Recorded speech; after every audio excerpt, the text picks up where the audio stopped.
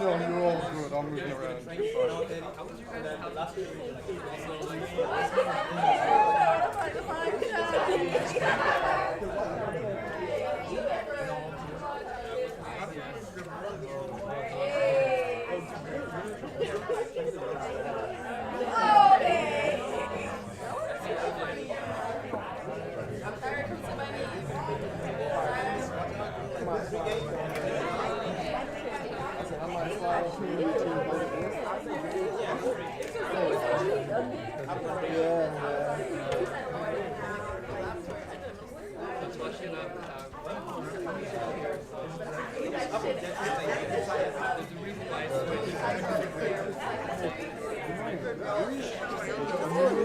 Did I mess you up? No, you're all good. I'm just getting pictures of our birthday.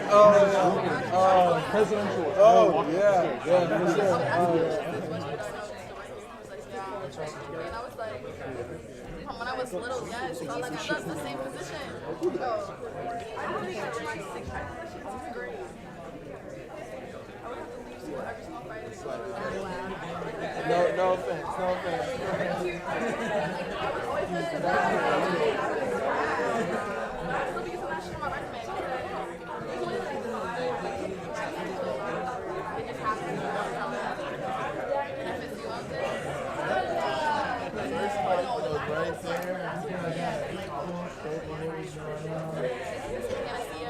And we did like a turtle release. The sea turtle. They put us everywhere.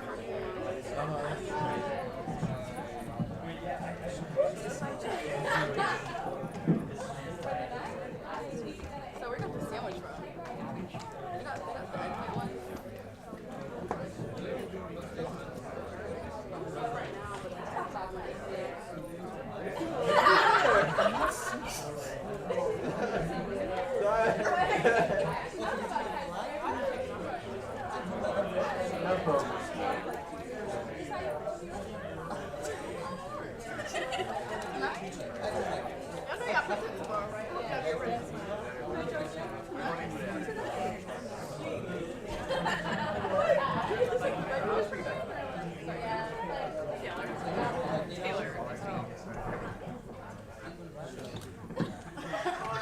Ready to get started? Y'all could have convinced me last night.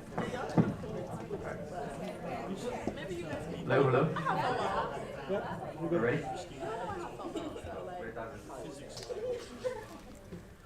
So before we get started, I first want to say a word of thanks to our next speaker for having the graciousness to suffer through New Haven parking for 20 minutes and also driving me around during those 20 minutes. So thank you very much, Dr. Laxminarayan. Please keep up. So I'm thrilled to introduce Dr. Ramanan Laxminarayan. So Dr. Laxminarayan is a senior research scholar and lecturer at Princeton University, as well as founder and current president of One Health Trust, which is a public health NGO that focuses on applying interdisciplinary research to find solutions to global health issues. Under his leadership, One Health Trust has executed initiatives such as the Global Antibiotic Resistance Partnership, which has helped low and middle income countries develop strategies to address antimicrobial resistance, as well as the more recent Oxygen for India project, which addressed supply shortages of medical oxygen during the height of the COVID-19 pandemic. And aside from this swath of research and advocacy, Dr. Laxminarayan is also very active in policy. He's previously served in the Council of Advisors on Science and Technology's Antimicrobial Resistance Working Group under the Obama administration, and he is currently chairman of the Global Antibiotic Research and Development Partnership, which is an NGO dedicated to finding new ways to treat bacterial infections.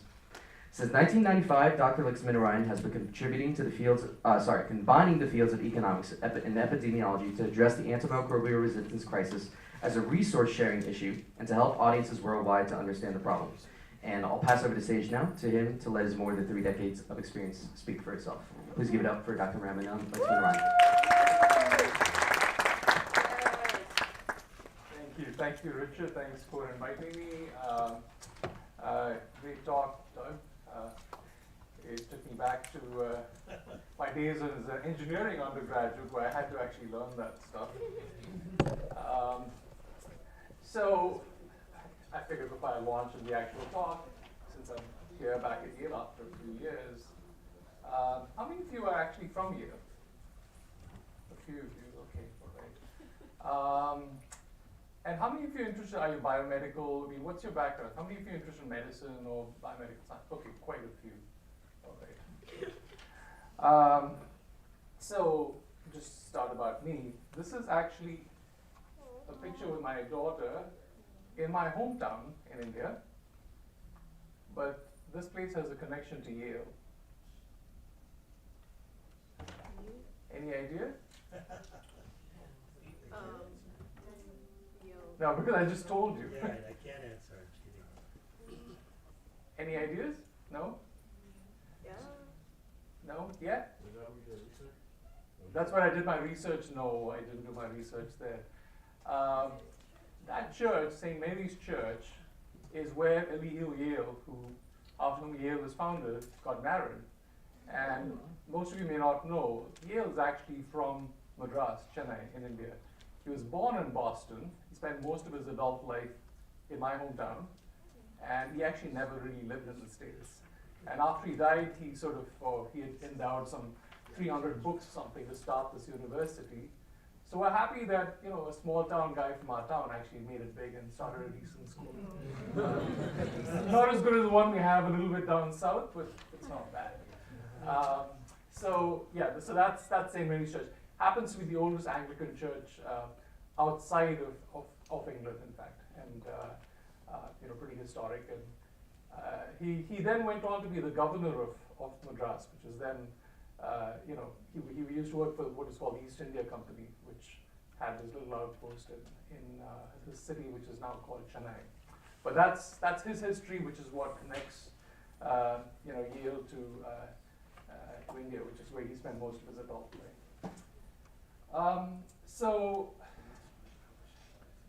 my background is not straight in one discipline, I think, as the introduction indicated. My first degree was in engineering as an instrumentation engineer. And then I went on to do degrees in economics and then epidemiology. And so the things I do now are, I teach economics and epidemiology at Princeton. I do engineering in a different sort. But then I work a lot in the real world in terms of policy as well. So it's really a combination. But that sort of worked out because a long time ago I figured out that the most interesting problems in some sense were not necessarily within disciplines. A lot of them were between disciplines. And you couldn't necessarily do that just working from within a discipline. So you'll see that thread running through this talk quite a bit, which is of various disciplines coming in.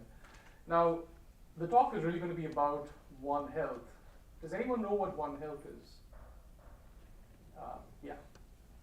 So it's basically with just making sure that humans, plants, animals alike, like when it's one situation, it can handle all of them at once, if that makes sense. Like a medical, fixing something to help everyone. Right. But why is that so unusual? Because That seems very commonsensical, wouldn't you think? Let's give someone else a chance here. Well, I would say it's unusual because it's just very interdisciplinary. So when you see I feel like when we're talking about public health, you're either talking about human beings or the same population, but you're looking at humans and animals and plants and alike. So it just combines a lot of different disciplinaries into one company. Right. Yeah. So there's a history to this, right? So first of all, the term One Health itself is fairly recent. It was born only in about, I think, 2004, 2005, with this idea of disease spillovers, which now everyone knows because of COVID, but people were worried about disease spillovers even way before that. But there's also a trajectory to our understanding of what human health constitutes and our dealing with microbes. Now, of course, microbes have been around for a very, very long time, probably about 3.5 billion years, maybe 3.8 billion years. The Earth is only about 4.5 billion years old. And of that time, most of that time, we've not been on the planet. But our existence on the planet has been very much enabled by them, because if it weren't for bacteria, we wouldn't have half the oxygen we breathe today, right? So the great oxygenation event basically made life possible on Earth. But for a large part of our interaction with microbes, right from when we realized it was these disease-causing sort of, small organisms, whether alive or dead, that were causing ill health, the whole metaphor has been about the battle with bacteria, or the battle with viruses, or it's always been a fight, without really thinking about the fact that actually most of the time they're essentially for our existence, and they're actually good for us, even if neutral. So this is really this idea of recognizing that they have shaped us in ways that that we haven't always appreciated. Now, you all are familiar with sickle cell anemia. So common in people with either South Asian or African American heritage. And it's basically, as you all know, it's because malaria, one disease, has shaped us. It's exerted such a strong evolutionary pressure that if you had a red blood cell that was whole, you were at risk for a more severe case of malaria. But it was more difficult for the parasite to attach itself when your red blood cell was sickle-shaped, that it made sense to have that mutation, even though in the absence of malaria, it's a terrible disease, it's bad for us. But even so, it was worth it for us because it helped us just in the case of having malaria. Now today, if you live in the United States, there's no risk of malaria, so you're just stuck with a sickle cell, right? Until we somehow, over the next tens of thousands of years, evolve to lose that trait. But that's going to take a very, very long time, and we don't want to lose the folks that we will lose in order to do that. So clearly the environment has shaped us in a way that so strongly informed every part of our body, including our DNA. And in fact, as I just mentioned, the parts of the world where you see sickle cell, the high frequency of the allele is where you have a historical range of malaria. Right? Now, this is a town just south of the border in Mexico called, we just get confused, it's called Laredo in Mexico. I don't know if it's Nuevo Laredo on the other side. Maybe it's Nuevo Laredo on the other side. I always get it mixed up. But this is on the Mexican side. And this place has a very, very high incidence of dengue, right? They have a lot of dengue every year, probably because they have a lot of tires lying around, a lot of accumulation of water. And this is Nuevo Laredo, which is on the other side of the border, just a few miles across, just on the border, and here in the United States. And you just don't have much dengue at all. Now, what's the difference between these two places? What's the one intervention that makes sure that hardly anyone here gets dengue, but just a few miles down the road, people have a lot of dengue? Border Patrol? Vaccination? Sanitation? The border? Remember, it's a vector-borne disease, so water is not, and in fact, dengue breeds, the Aedes aegypti breeds in clean water, in fact. So if you had more clean water, greater chance of having dengue. Dirty water is actually good for you then. What's the difference? What's the difference in this house, for instance? Wells. The resources. What do we have in this room? It's not running right now. Air conditioning. Oh. Right? Because with air conditioning, people are able to sit inside, so they are spared the biting of the mosquito, which they don't have on the other side. So something as simple as air conditioning makes the difference between having dengue and not having dengue. Okay, pretty powerful, right? So this is a CDC journal, which we don't know if it will survive this administration, but basically it's the main. That's a recurring theme, right? But this is where, actually under this administration, they've killed the program on emerging infectious disease. It makes no sense at all. It's mind-boggling. But they've actually cut all funding out for emerging infectious diseases. So, you can be ready for the next pandemic anytime, but you won't know it happened because no one's there to track it. But basically, the no air conditioning is really what makes a big difference between having it versus not having it.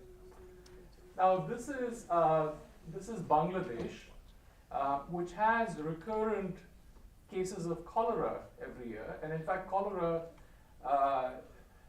just to step back a little bit, before the world ever agreed about anything, about not torturing people, something quite as sensible as that or anything else, the earliest agreements in the world were about cholera.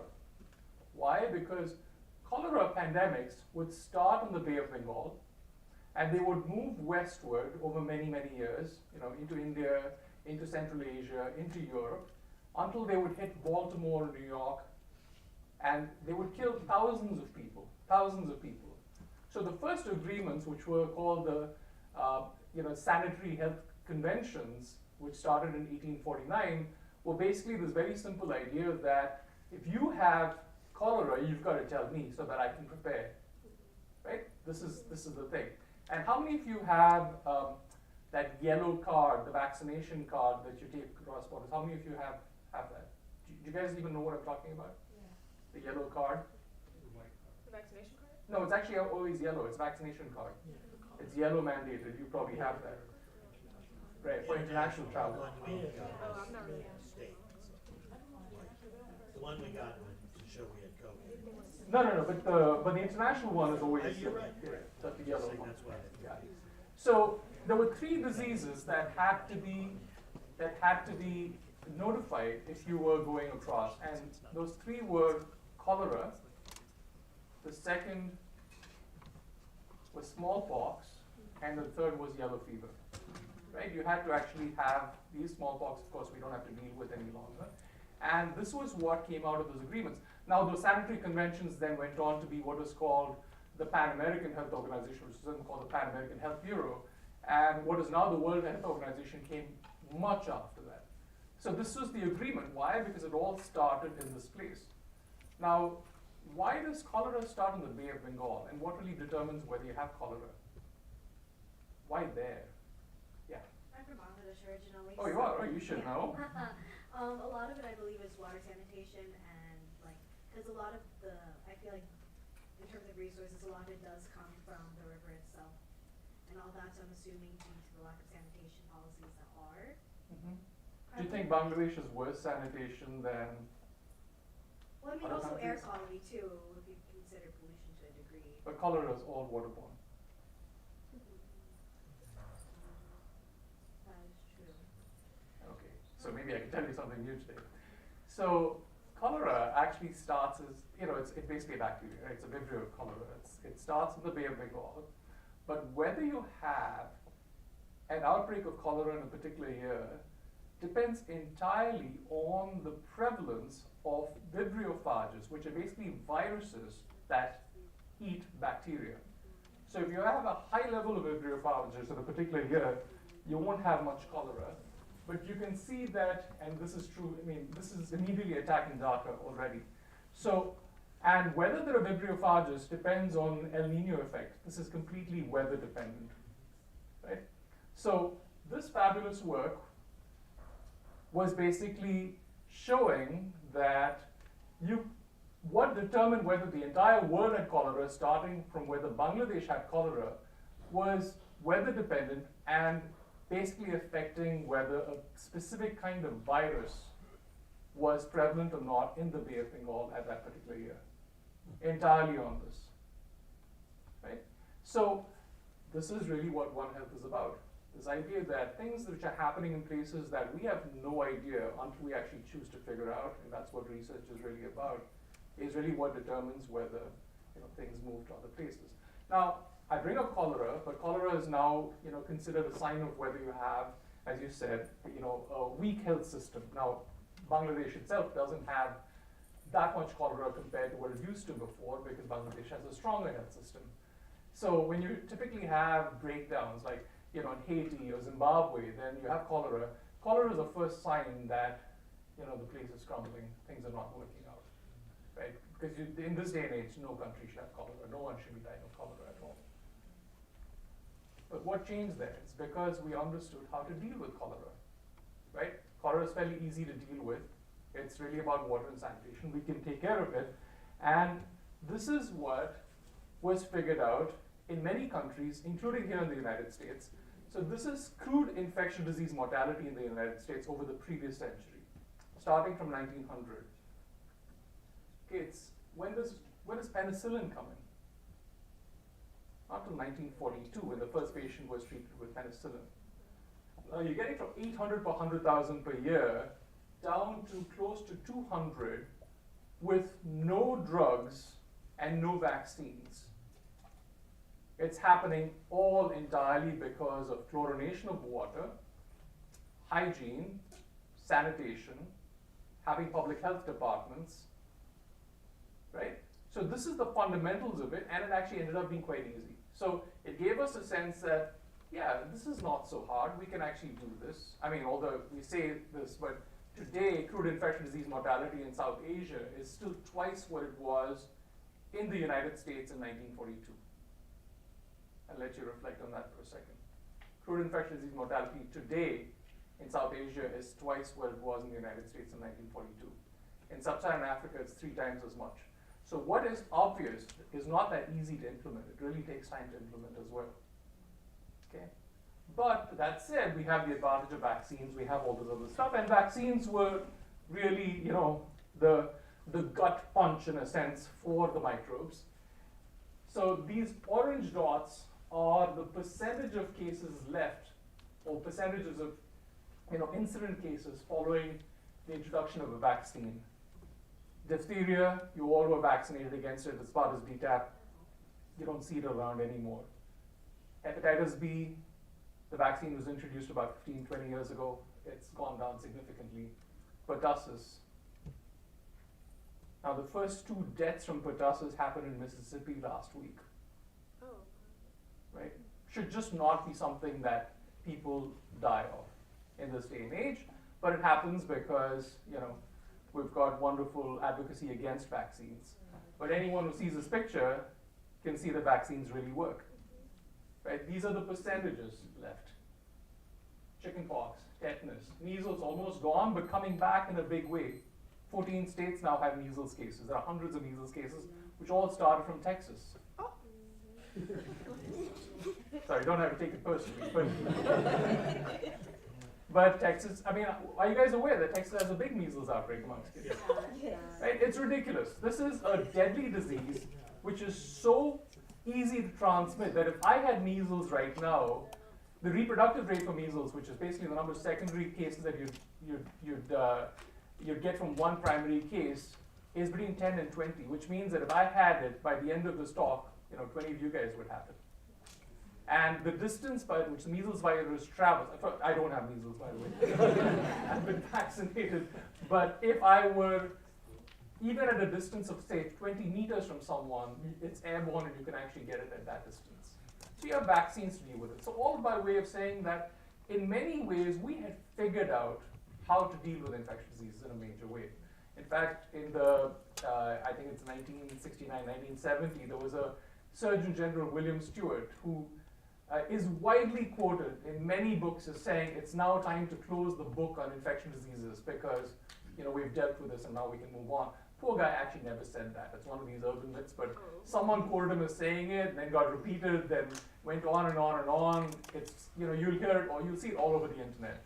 But actually he never said it. But he said stuff like that, and other people did say that because they truly believed it. They thought we had the ways of controlling infections out of, you know, well under control. And that's because we were able to control our environment. I mean, right from when humans, the reason I showed you that first picture is our entire effort as a species has been to sort of, you know, move inside caves, control our environment. Of course, we didn't have air conditioning in the caves, but now we have caves with air conditioning. It's really all around controlling our environment. Actually reminded of this. There's this little clip from The Big Bang Theory. You guys have watched that show, right? Where I think one of the characters says to Sheldon, you know, Sheldon, it's so lovely outside. Why don't we go outside? He said, really? Then why has mankind spent tens of thousands of years perfecting inside if outside was so safe? Right? And that is true. Actually, we've been spending a lot of time on making sure the inside was really safe, a space where we were protected in many ways from a lot of things on the outside, but really including the microbes. So, was it time to close the book on infectious diseases? As it turns out, not.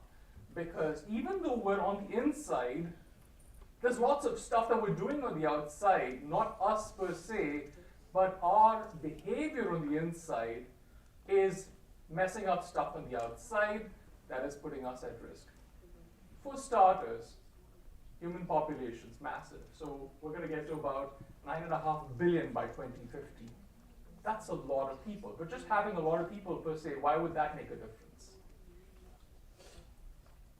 Yeah.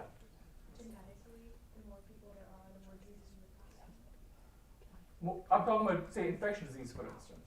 With more people to carry out these diseases as well. Exactly, exactly. So if anyone of you is interested in mathematically modeling disease, if you have transmission efficiency, transmission coefficients, those work in exactly the same way mathematically as the size of the population.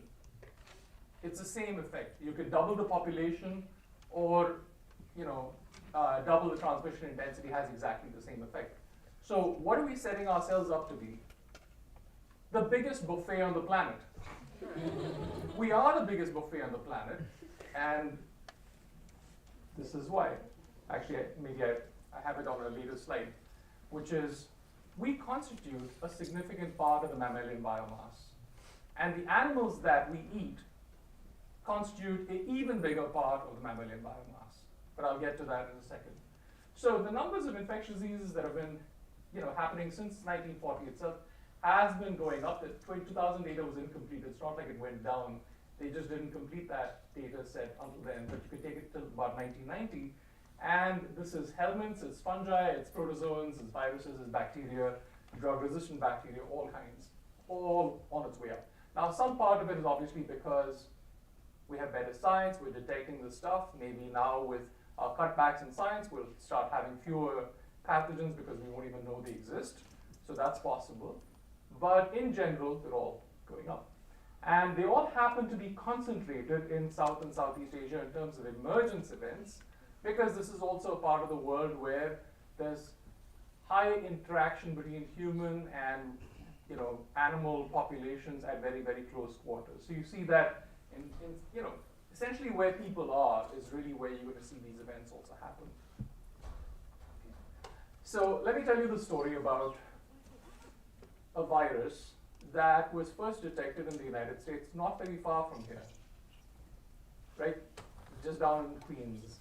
So something happened in the summer of 1999, a brand new disease. Does anyone know about this one? Is it on there? Oh, it is. Say that right. Sorry. No, West Nile virus. Right. You guys can read. So what happened in the summer of 99? People started getting it.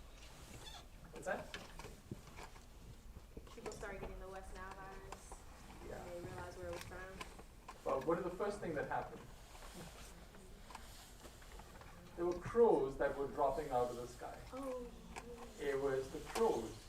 And there were crows that were just dying, and people didn't know. People out jogging and stuff, they just saw there were crows, just dead, and they couldn't figure out why.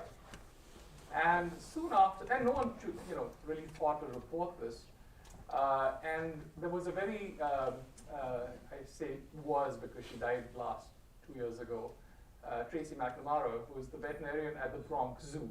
I'm sure some of you have been to the Bronx Zoo, very impressive zoo.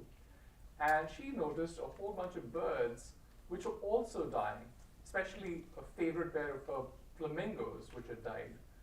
And when they did their autopsy, they found that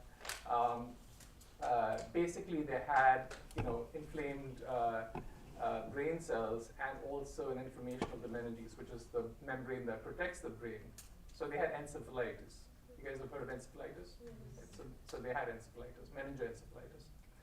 And she saw this across a range of bird species.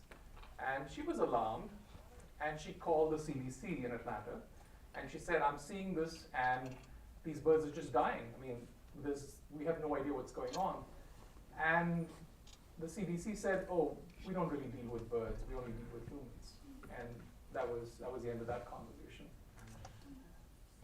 At the same time, there were people who also had encephalitis, which people had thought at that time was sort of equine or St. Louis encephalitis, which is a different form of encephalitis, which they were on respirators in New York, And they were also suffering, and some of them had died as well. But no one actually made the connection that the same thing was killing the birds in the zoo, the crows, as well as these people. And when that was figured out, it took a few months. Because we really didn't have a One Health approach to this. We said what is affecting birds is different, what's affecting humans is different, what's the connection really? Now the good news is that since then there has been a One Health office at the CDC. We don't know if it survived the cuts. Keep in mind that 1/3 of CDC has been let go in the last month. So of their 12,000, 4,000 are gone. So it's possible that they've also been let go, but basically that was the office that then was set up to make sure this didn't really happen again. Now, if we had caught this in New York, we could have probably controlled it, but we weren't able to. And basically the same thing, which is the common factor, was this mosquito, right? The mosquito is basically, taking this virus across. Now, as it happens, West Nile virus was, discovered in Uganda back in 1937, way back. So it's not like a new virus, but new in the United States. And these were reported cases of West Nile virus. Of course, 1999 was just the cases in New York. But then by 2000 and into the early 2000s, you then started seeing cases all over the country, everywhere. I think Alaska also starts to show up at some point. I don't know if it's within this data set, but so it's now nationwide. We probably had about 3,000 people die of West Nile virus today. Fortunately, it doesn't kill very often, but it's a terrible disease to have. It's like having Lyme disease. It's really, it takes months for recovery. And this is an example of things happening in the outside, which it doesn't matter if we've figured stuff out in terms of vaccines and so forth. There's always going to be new things that the environment throws at us, but some of which is because of changes that we're making really in the environment. And one of them is the fact that we are contributing to a warmer planet. Now, Aedes aegypti is a very happy mosquito anytime it's warm. It's also very happy if you have clean water, which is good because lots of places which are becoming middle-income countries, they have water tanks for drinking water and so forth. That's where this mosquito breeds. Contributes to a lot of things that we know: Zika, dengue, chikungunya. All of these are Aedes aegypti, and I think you can see in the in sort of the video that the range of this mosquito is really growing. And this is what we can look forward to, which is why we have now hundreds of thousands of cases of dengue where we used to have so few, because the vector is now everywhere. So now we've been forced to go back and say, okay, wait a second. We can't just do water and sanitation and chlorination and antibiotics and be free of infectious diseases. We're going to have to rethink this. That's where this thought came back. Obviously, this is a quote from Chief Seattle, for whom Seattle is named. And this is, you'll see in any traditional culture, this is something which they know really well, we're just part of this web of life. We have one role in it, but you disturb some other parts and we're messed up as well here. And it's something which you shouldn't have to sort of re-explain, but in many ways, public health has returned to this sort of an idea, which is always lost in the sense that we thought if we can do, hygiene and sanitation and medical interventions, we were really free of this. But there's no hygiene or sanitation that could have prevented West Nile virus, right? That couldn't have solved the problem. And these viruses, some of them are very hard to develop vaccines for. It's not like you can just pop out a vaccine, and I'll talk a lot more about the antibiotics as well. So One Health is basically this multi-sectoral, collaborative, transdisciplinary approach where you've got to think about the environment, you've got to think about animals if you really want to work in public health. And keep in mind, it isn't like the animals are giving us the diseases all the time. Very often, we're the ones transmitting the disease to animals. So H1N1, often called swine flu, the poor pigs got it from people. Now, they then gave it back to people, but then that's why we blamed it on them and called it swine flu. But, I mean, this is like the Spanish flu, 1918. Do you know where Spanish flu came from? Yeah. Kansas. Kansas. Oh. Do you know why it's called the Spanish flu? Because the first reports were in Spain because they didn't census there. Yeah. Because they what? Because the first reports of the disease came from Spain, and also the King of Spain actually had the flu. He got it. So you should never have a prominent person have this disease in your country, because then they're going to name it after you. Right? It came from Kansas. Now, nobody wants the 1918 Kansas flu that killed 60 million people around the world, but actually that's what it was. So the fact is that things can emerge anywhere and really, transmit everywhere. Now I'm going to give you another sort of an interesting example where these connections of the web of life are so interesting. They're so interesting, but it really requires that you step out of just a health domain or medicine to be able to, step into other worlds which you don't necessarily see a connection. Actually, I'm just reminded, because this wasn't actually part of my talk, but I'm just reminded of a very dear friend of mine who graduated from here, from the Yale School of Medicine at the top of her class. And this was probably, 25 years ago or something. And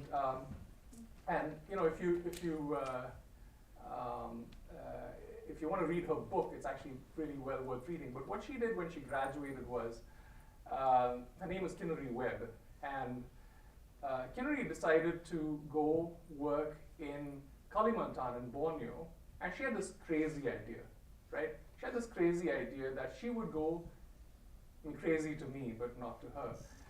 She would go set up this clinic in the middle of this jungle where people really didn't have healthcare. And she said, the reason I want to do that is because the logging that's going on there is because people are logging to pay for healthcare expenses. So if I can go there and underwrite the healthcare expenses by providing them, my Yale-trained doctor sets up a hospital in the middle of nowhere. But the condition would be that to get my services for free and my staff, they would have to absolutely stop logging in their villages. So if you did no logging in your village, you get a certain, you get it for free. If you do some amount of logging, you get a reduced price. But if you do all, full logging, you pay full price. They couldn't cut people out from care, but they did full price. And I raised money for her, and I've supported her, all these years. But I was deeply skeptical. I said, "Is that really going to work?" And she said, "That's really the only way in which I can, save these forests, because they're amazing forests. These original old-growth forests in Borneo." And now 25 years later, she's got a book. The estimates are that her work has saved about 25 square kilometers of old-growth forests just by doing what she did. Amazing story, and it's all true because it's seen it over that period of time. But just by way of saying that all these are threads that are connected in all kinds of directions, right? It's not just about the environment affecting us. We can change things by even changing incentives for healthcare if you tie it to logging, and you can save forests in that way. Who knew that would be the case? So this is a similar kind of a story in the sense that diclofenac is basically, it's like a muscle relaxant, but it's also given to cattle for intestinal worms, for instance. And diclofenac was used very widely by farmers, especially in India, very widely. It was sold everywhere. You can still get diclofenac as a muscle, for muscle pain, but you can't get it for animals. But diclofenac, it was discovered about a decade ago that was killing off the vultures, right? So this is what was happening. So the oriental whiteback, the long-billed vultures, slender-billed vultures, their populations dropped about 98% because of diclofenac use. Now, what does losing a vulture population mean? How many people really care about vultures?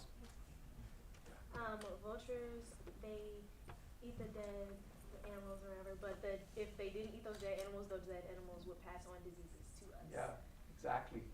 So some bright soul went out and did this study to say how much did the diclofenac actually contribute. Now the good news, of course, there is a good news part of the story, which is that diclofenac was then banned in India, and the vulture population started coming back in a major way, which shows that it's possible. But as you said, vultures are the cleanup crew of nature. No one else does what they do.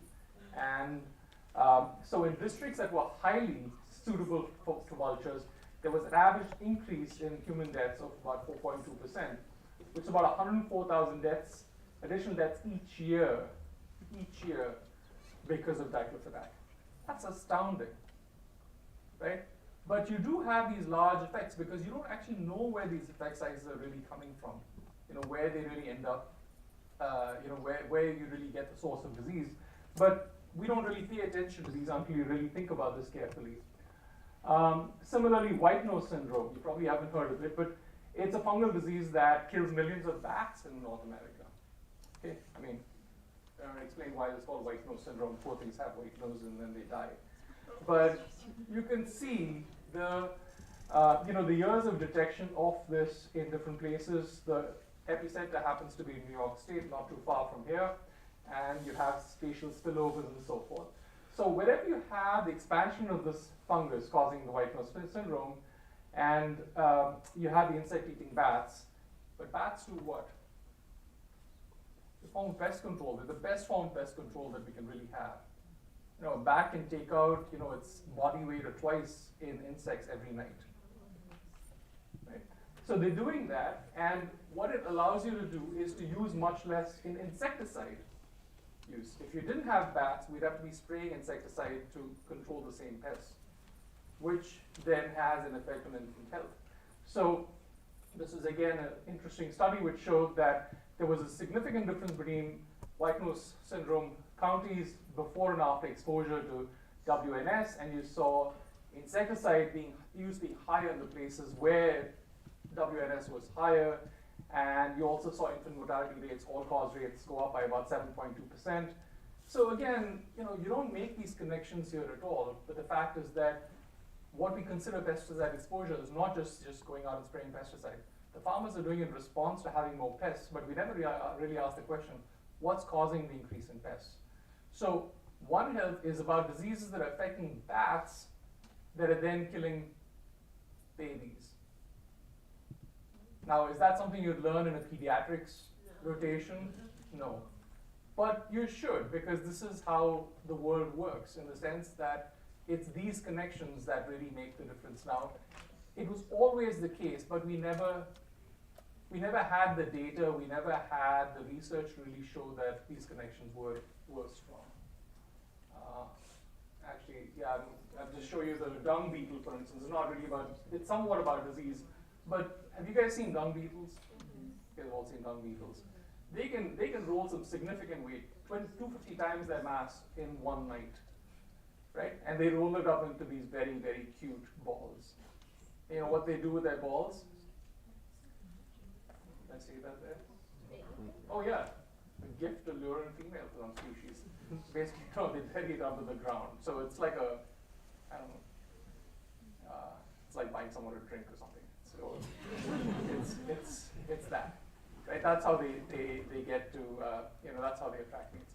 Now, what this does is also, it reduces, so this is a very nice paper that was published which shows that dung that was left unmanipulated by dung beetles decomposes at a much slower rate compared to the ones that were rolled up in these dungs. And cattle actually, you think, oh, cattle are eating everywhere. Cattle actually don't like eating near their own dung. Right? They will eat in other places. So wherever they poop, they won't go near there.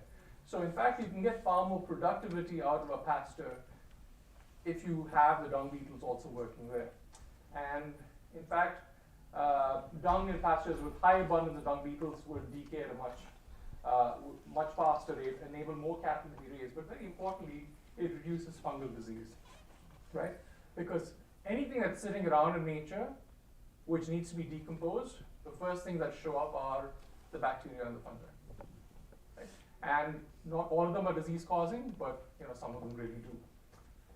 Which then takes me to the next part of this, which is really around where our disease threats are going to come from. Fungal pathogens. If you ask me what keeps me really worried about the next pandemic, it's really fungal pathogens. We've had 3 new strains of fungi just in the last 20 years that we never saw before. 2 of which are highly resistant to every kind of drug that we have that we can throw at them. And these are really, really scary because they have really high case fatality rates. Candida auris was first detected in the early 2000s in a woman in Tokyo, auris, so it was detected in a year. And the thing about fungi is that first, the diagnosis for them is not very good. The second is that in many cases, I mean, we have very few drugs. We only have 2 classes of antifungals, and I'll show you in a second. Those 2 classes we also use in agriculture at the same time. Agriculture in all sorts. I mean, the Dutch use them on tulips. You can't raise tulips without the antifungals, for instance. And these are, does anyone know what the case fatality, proportion of people who are actually, who have a case of disease, I'm not saying infection, just a case of disease, who die. Does anyone know what that was for COVID? It's low. Under 1%. Okay, significantly under 1%. So you're talking about 30 to 60%. Pretty high, right? You wouldn't want to be having candidatus. I can guarantee you that. You don't want to have candidatus. And many of them are not treatable with medications and they actually require surgery. Is anyone here from the southwest of the US? Arizona? Have you heard of valley fever? Do you know anyone who's had valley fever? No? A lot of young people get valley fever. Remember, you don't have to be sick to get these things. And there, it will throw you out, and basically you have to have surgery at some point if it gets really bad to be able to deal with it. So agricultural fungicides are driving drug-resistant Aspergillus fumigatus infections. Now we don't have a choice. Remember that if we didn't use antifungals in agriculture, we would lose crops at large scale. But this also comes down to why we have to spray this way. It's because that whole damn field is made up of just one crop. Right? So if you have monocultures of this kind, we're setting ourselves up for the need to have antifungals. And since you need to have the antifungals, you're putting ourselves at risk because we're more likely to have a drug-resistant version. In fact, a very famous case of antifungal resistance in a Dutch hospital, they were trying to figure out why do we have so many cases of antifungal resistance? We're not using these antifungals that often. Then they realized that just outside the hospital, in the garden, they were spraying their tulip bulbs with antifungals all the time. And remember, there are only 2 classes. And both those are used both to treat patients and to spray on agriculture. So resistance crosses over really, really fast. And that was what was going on over there. So again, like I said, you have azole-resistant infections in people with no prior azole therapy. Again, we don't have a good option here at all. Avian influenza, you've heard about H5N1, high case fatality rates, 56%. Again, I want you to benchmark to COVID. COVID was a piece of cake. Really, really easy to deal with because it didn't kill that many people. Infection fatality rates for COVID were probably 0.1%, probably even less than that. Now these are much, much higher than that. And influenza vaccination is uncommon. Only recently, is there a consideration of vaccinating chickens. Now, why does all this happen? Yeah. Okay, because I'm an animal science student, Mm-hmm. so we are really being alarmed on the avian influenza and how, it's for the birds, but it's jumping to the cows, and we could even get it. That mortality rate, is that from the recent? No, it's not for the recent one. Oh, It's from okay. earlier cases when we've had H5N1. Okay. That is for cases where we didn't have a human-to-human transmission Okay. at all. Yeah. Okay, but now that we do we have? We don't have any data now. No. Yeah. Because we don't have a denominator, right? You need to know the numbers of people who had it, and you need some significant number to get there. But let me just say that even if there's some loss of virulence because of, whatever, some fitness cost or whatever, if you're starting at 56%, it's not going down to 0.1%. You see what I'm saying? Yeah, I see what you're saying. Thank you. Okay, so deforestation. A lot of what we get as these emerging pathogens are happening because of deforestation. Places where people are coming in contact with bats, other species, which they never would have previously because they were just not in the same domains. I mean, the wild is really the wild. You have the melting of the Arctic permafrost, which is happening, in the vast region. This happens to be a picture from Canada, but it's happening in Siberia, all these other places. And there are, you know, only a very small proportion of microbes cause disease. But these are microbes that have never lived alongside us, right? They went into the permafrost way before we appeared on the planet. And the thing about microbes and us is that they don't really intend to kill us. It's really bad strategy for them to kill us. In fact, you know, Paul Ewald is a very famous evolutionary, you know, biologist, always writes, all disease is a result of a misunderstanding between us and the microbes. The most successful, you know, microbes are things like the common cold, where we've evolved, they hang out inside us, they don't really bother us, we don't really bother them, they're very happy. The ones where they kill us off immediately are terrible. Why is that? Because we don't get to know. They lose their host, they don't get to transmit to anyone else, so they really don't want to kill us. But in that process of, you know, trying to figure out this intermediate space, they accidentally kill us. Yeah. So what about microbes that are resistant to multiple different types of drugs? So say, for example, multiple drug-resistant mycobacterium, tuberculosis. How would we go to understand microbes that are resistant to multiple stages of like preventative, I guess, medicine towards these like diseases that end up killing? Good question. I'm going to come to that, the whole section on drug resistance, which happens to be my favorite topic. So yeah, we will talk about that. But in general, even TB, which has been around with us for a very long time, I mean, it's a question of adaptation, right? They're trying to adapt to us, we're trying to adapt to them, and it does take a long period of time. The other major force is really the sheer amount of meat that is raised for human consumption.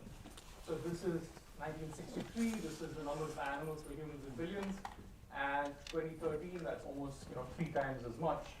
And this is the picture I thought I had earlier in my slide, which is a nice paper in PNAS. You don't have to go to our world in data, but I'll share the slides, but there's actually an actual paper on in PNAS. The first author is Bar-Oz, B-A-R-O-Z, and it's an estimate of mammalian biomass that's made up of humans, the animals that we eat, mammals, which is basically pigs and cattle, and everyone else. So all the whales and the dogs and the cats and the zebras and the giraffe and the lions and everything else is less than 10% of the mammalian biomass. 90%, of which 60% is us, 30% is us, and 60% is the animals that we consume. So this is the way in which we've changed the planet. So we've been sitting on the inside for sure. We've been perfecting the inside, but we didn't just stay on the inside and do nothing. We changed the outside completely. Completely. We've changed the mammalian, the biomass makeup of this planet completely. We left the trees to some extent. I mean, we didn't completely leave them alone, but mammals are transformed in terms of sheer numbers.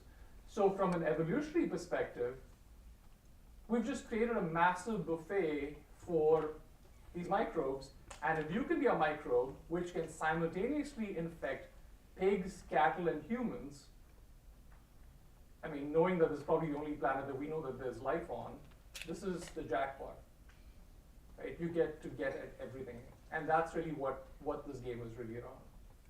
It makes it very, very easy for them to evolve in that direction because this is evolutionary success. And same for poultry. The biomass of poultry is about 3 times that of wild birds. I mean, literally billions of birds being raised every day, essentially for human consumption. So the outside world is changing because of climate change, deforestation, but this also, which is, intake of animal protein. So let's get to drug resistance, which is what I'll sort of end with in a sense. This is an index that we developed a while ago, which is just like a Dow Jones stock market kind of index, which is because the number of non-TB bacterial pathogens is many. I mean, you wouldn't recognize many of them, but if you combine all of them, you can have a weighted average, and this is what that really is. And you can see some countries have a high weighted average, some low. The US doesn't do too badly because it has high levels of good antibiotic use, as in antibiotics that actually work, and some of the countries at the other end don't simply have that. So that's where the other end of the scale. But these bugs move around very fast. So New Delhi metallo-beta-lactamase was first detected in a patient from India in Sweden, and this is a strain of what's called a gram-negative bacteria. So bacteria are gram-positives, as in they're stained by a gram stain that's gram-positive. Gram-negatives are not stained, and the gram-negatives, if they have this metallo-beta-lactamase strain, they basically are resistant to a class of antibiotics called carbapenems. And carbapenems, when I first started working on this problem 25, 30 years ago, there was no resistance to carbapenems. You could treat any patient with carbapenems. Now today, 60% of patients who treated with carbapenems will not be cured with it. Right? So I would say just in my period of time working with antibiotics, which is literally just the last 30 years, things have changed dramatically. Methicillin-resistant staph was an infection you would never get outside of a hospital. 1998 or so, that changed. Now you can get it in the community, you can get it in locker rooms, and there are more cases of community-acquired MRSA than there are in the hospital itself.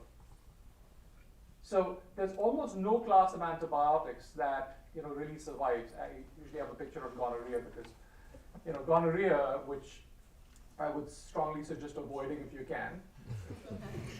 In the 1920s, there were no drugs for gonorrhea.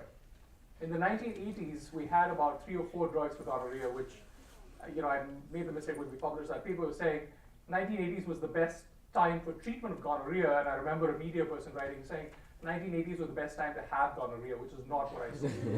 But if you had to have gonorrhea, that time has passed. That would have been the 1980s. Today, we're back to having no drugs for gonorrhea. And I think, one of the things that I do, my outside hats, is I was involved in setting up basically think of it as a VC fund, but publicly funded to invest in new antibiotics. And we just published the phase 3 trials of a drug for gonorrhea last year, zoliflodacin, which is the first oral antibiotic against gonorrhea literally ever. I mean, earlier we used to use penicillin, we had other drugs, but now we finally have a drug, but we're already finding that there's potential resistance to that drug also, right? So this is not a talk on drug resistance, which, that could take a long time, but we really are in a problem with respect to dealing with bacterial infections. MCR1, which is basically colistin resistance. Now, colistin is such a terrible drug. It's nephrotoxic, neurotoxic, which means that it takes out your nervous system and your kidneys at the same time. It is so bad that in many countries, it is not approved for use in humans. It's only approved for use in animals. And China, they actually give it to animals as growth promoters, at least they did till about 4 years ago. After this paper came out, they stopped doing that. So colistin is not a drug that you'd want to give to your patient at all. But this was a paper that showed that colistin resistance had emerged, which means that now you couldn't even use colistin, this terrible drug, to treat patients with. Sorry, I don't know if I lost my power there. But let me just continue. You couldn't even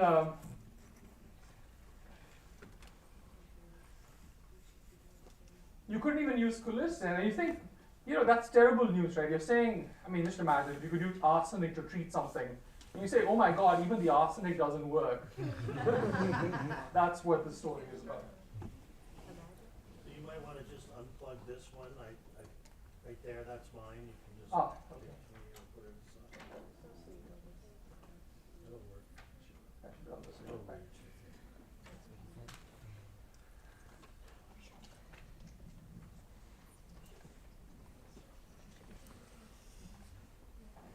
If you guys have had enough bad news, I can stop right now.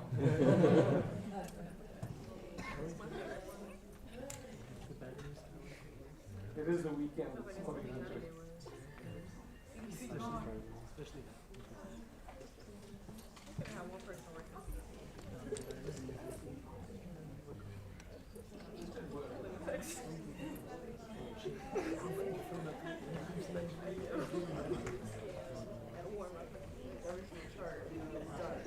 Every single chart is like, y'all got it bad.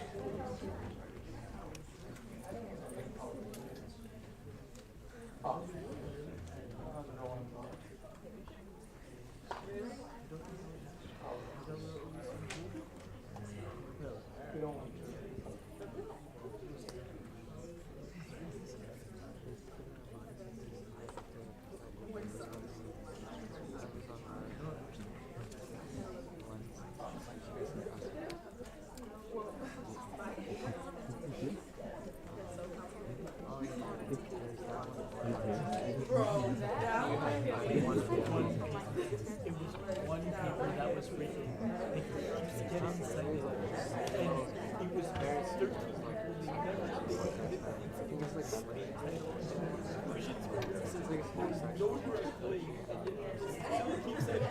You know what, while that's starting up, I'm happy to just take questions. I mean, it's going to be more of the same, but basically, I'll just say that one of the pictures I would have liked to show you is other sorts of interesting things that are happening. For instance, the question of why we have more of these fungal pathogens. And there are theories out there, all require new science to figure out. Does anyone, I mean, the one thing that unites all of us, right, can live on any part of this planet. You know, all of different skin color, you know, different DNA, but what's one thing that is common to all of us? No, something physiological about us. We have a brain. We all gotta eat. So all gotta eat. But something very fundamentally about us in terms of if you're a doctor, what we have blood, the blood is red. What else? We all have the same basal body temperature. Oh. Right? You can be in Alaska, you can be in the tropics, but you have the same basal body temperature, 98.6 degrees. Now, why do you think? Now, the body expends a lot of energy to keep us at 98.6. Could be 98, could be 92, could be 87. Why 98.6? It's outside the range of habitability for a lot of fungi. Yeah. Right? You only watched The Last of Us? Is that in The Last of Us? It is actually, yeah. Oh, It's in like okay. a Yeah, I couldn't watch it after the first episode. It was like a really bad horror. But the fungus that they mentioned there, the coccidioides, is the same as the valley fever. So it's exactly the same family of fungi. So what's happening out there with the fungi? They would love to get us out, at us too. It's not like they're sitting there thinking, so essentially they want to be able to, which is food, there's nothing personal here. So, but 98.6 is where we were able to escape their temperature range. But if there are ways in which we are now able to select for fungi in the environment for thermotolerance, for salinity tolerance, to be able to make their way to humans and then thrive in humans, that's really bad news for us. Because that's three. There are literally millions of fungal families out there. And their job is just to do the sort of the breakdown in a sense, right? And they'll get it, this is not to suggest that temperature is the only thing that determines it's temperature, but it's also innate immune systems and things of that nature. So it's not like if they've adapted to us. I mean, the reason why Candida auris doesn't get it, all of us. I mean, many of us don't get it because we have immune systems that protect us against it. But the fact is that as human populations age and more of us are becoming older people, it's scary, but actually a lot of people are actually in that latter bracket, 65 plus, compared to any time in human history, because there weren't so many, you didn't have the opportunity to live until that age before. So now you suddenly have a population which is able to maintain the fungus and also transmit it, which means that that's one example. And there's a very good, there's a great fungal branch at CDC. Thankfully, it's still alive, hasn't died yet, as far as I know. But the great group at Hopkins, for instance, that works on this kind of an idea, which is climate and fungi. We've done studies looking at climate temperature specifically and gram-negative bacteria, for instance. Lots of patterns that you see can't explain everything, but we certainly see a greater adaptability of microbes to temperatures where they previously would not have really thrived. So again, because climate change is doing things, it's doing a lot of stuff, right? It's making species move out of their normal ranges. They're not just sitting there, they're just moving to other ranges. So things are going to places that never existed before. Now, if you say, listen, at the end of the day, everyone's going to die, we don't really care, that's fine. But that intermediate phase is going to be kind of painful because we're adjusting to a new normal where lots of things are changing at the same time. And we're seeing microbes in places where we would never expect to see them or cause the kind of damage that they cause. Is this working? No. Okay. I think that's a sign from the Yale gods that the talk is over. But thank you all. You've been very patient.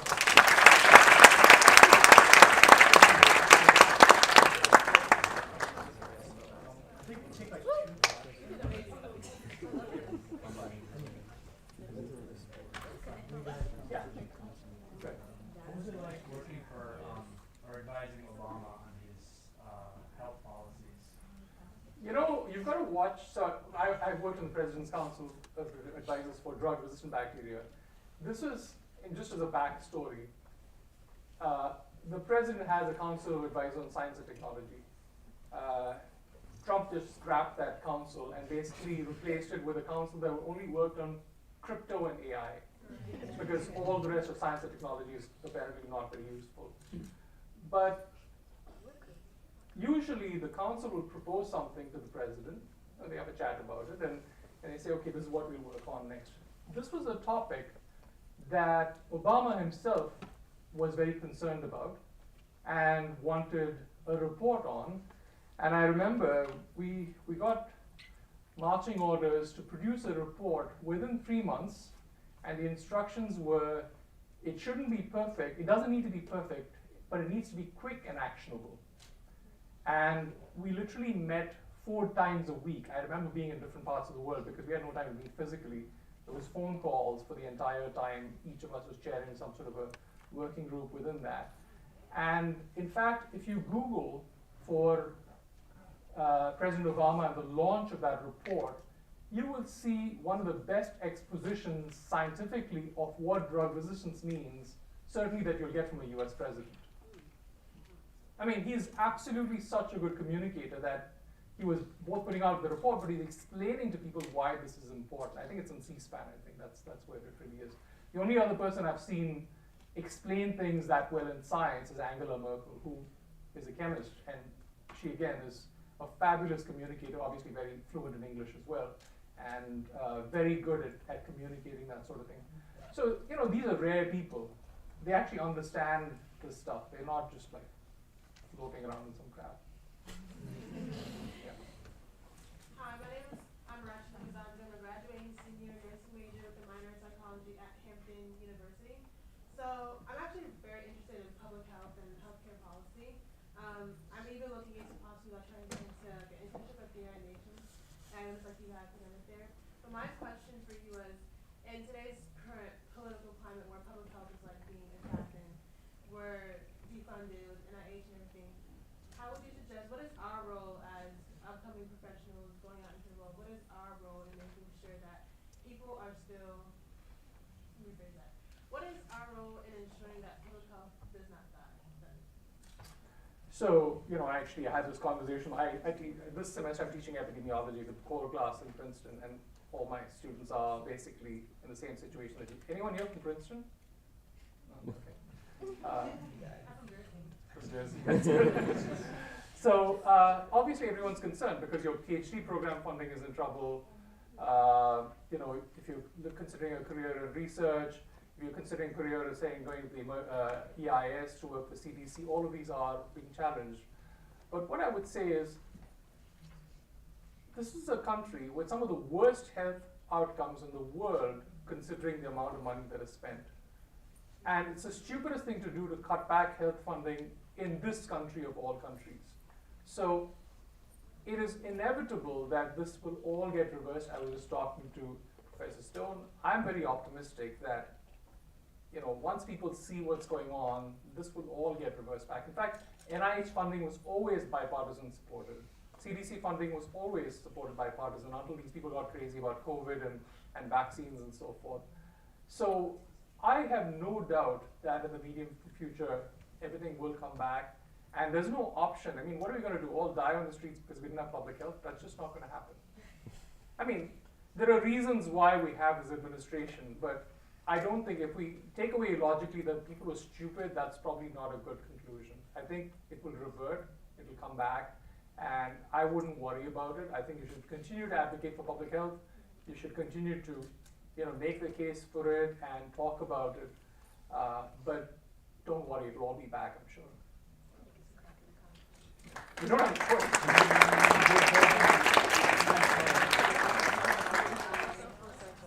One more round of applause, please, for Dr.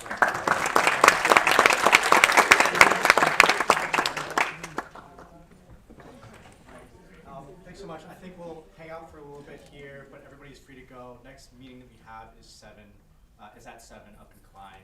If you look at the back, we're releasing you guys for dinner. If you look at the back of your booklet, we have a few partners there. You're welcome to use and put a few coupons right there for our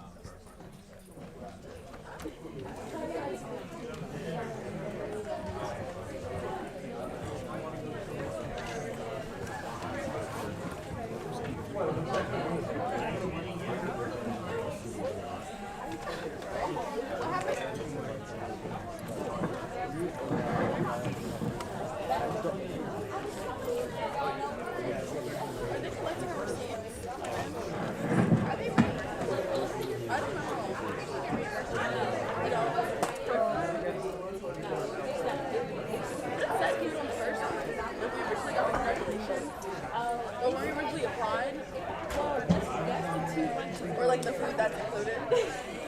Oh, that's so fun. That's all I need to eat. They think we're so skinny. We're so skinny, guys. Like, when is the I don't even know. Oh, in that booklet? That bullshit. I'm sorry. That is the coupon. Girl. Let's go.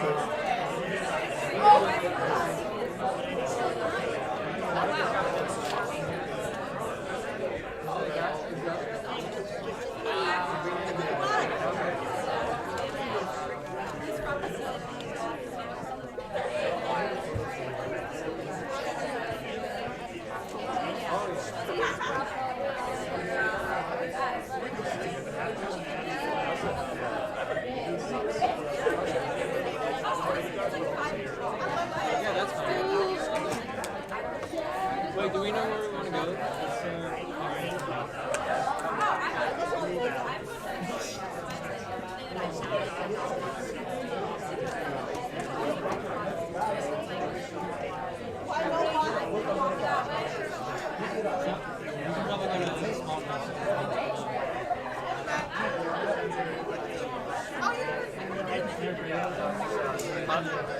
What's that? Not really, but I'll probably. I might just do like a. Yeah, I could.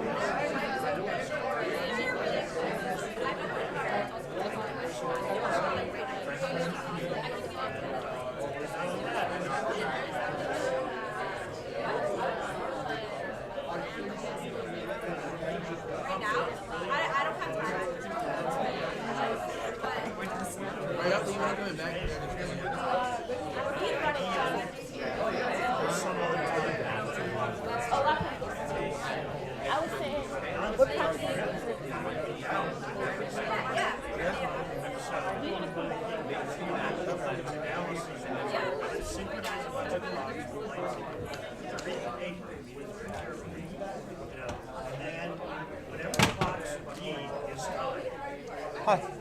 So I heard them say no dinner available. You heard them say no, the opposite. No dinner without those dinner available. Are you providing or not? No, you just said there's on the back of the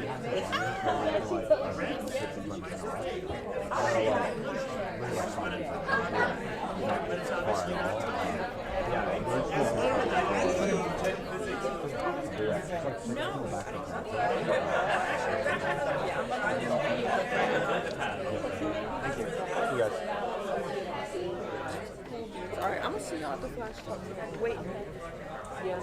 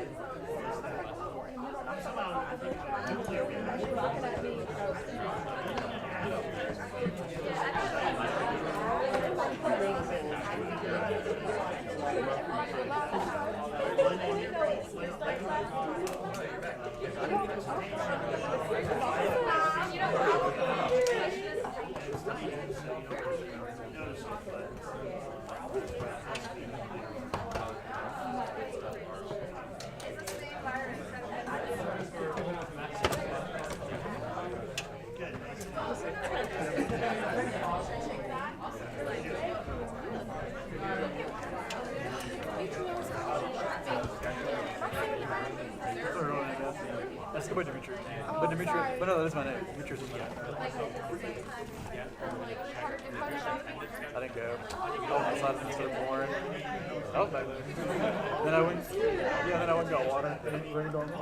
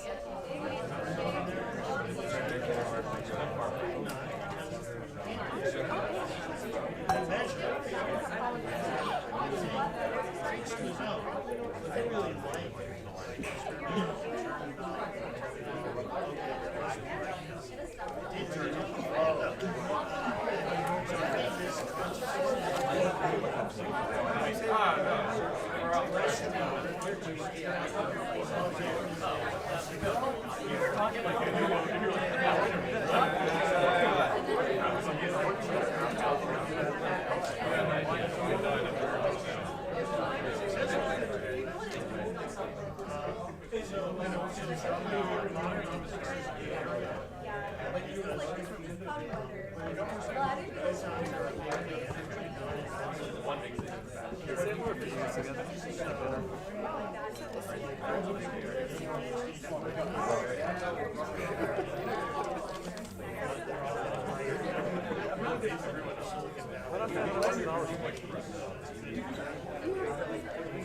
had to pay my receipts and everything else.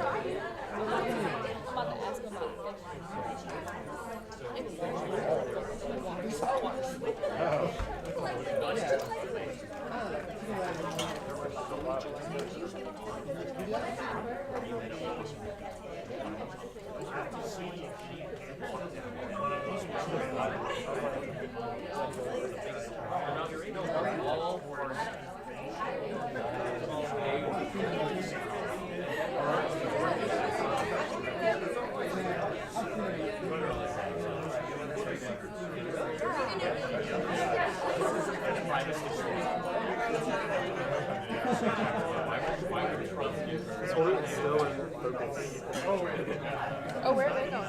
Where you going? We just going like find some food? Oh, I thought it was like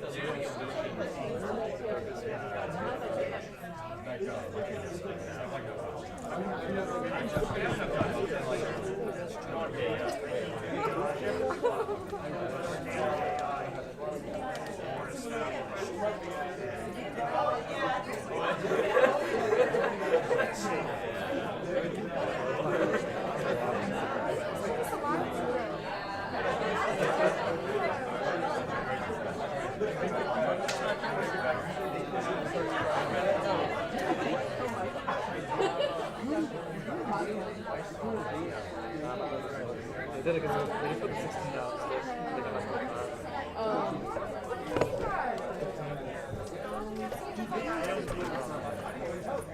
I'll just keep one. Really preliminary.